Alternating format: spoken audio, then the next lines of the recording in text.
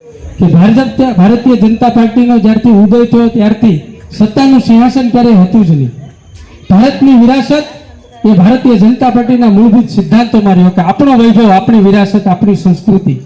આજે ગંગેશ્વર મહાદેવનું પટાંગણ હોય કે કાશી વિશ્વનાથનું દરબાર હોય, એમાં અંબાની ધજા હોય કે દ્વારકાધીશનો વૈભવ હોય, સાહેબ ભારતીય જનતા પાર્ટીની આખા દેશમાં જ્યાં જ્યાં સરકાર આવી છે ત્યાં ત્યાં આપણું સનાતન ધર્મનો વૈભવ વધે અને સનાતન ધર્મના માધ્યમથી સત્તામાં સેવા કરી શકે નરેન્દ્રભાઈ મોદીના સમર્પણનો આપણે દાખલો જોઈ લીધો છે. આખા દેશની અંદર 15 રાજ્યોની અંદર પ્રજાએ વિશ્વાસ આપ્યો છે કે સંપૂર્ણ બહુમતી સાથે છેલ્લે દિલ્હીની અંદર 15 રાજ્યોની અંદર ભારતીય જનતા પાર્ટીનું શાસન છે. આવડો મોટો અશ્વમેઘ યજ્ઞ ભારત વર્ષમાં કોઈનો નથી થયો કે આટલી સત્તા ઉપર એક વ્યક્તિ બેઠો હોય. આ જબરદસ્ત લોકશાહીની વાત છે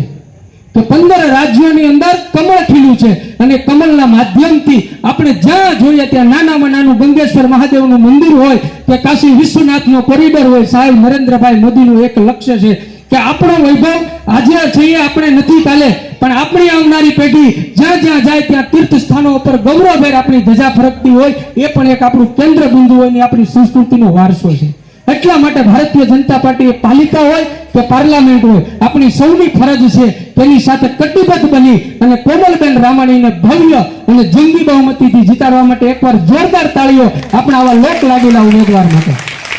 તો ઉમેદવારને વિનંતી કરી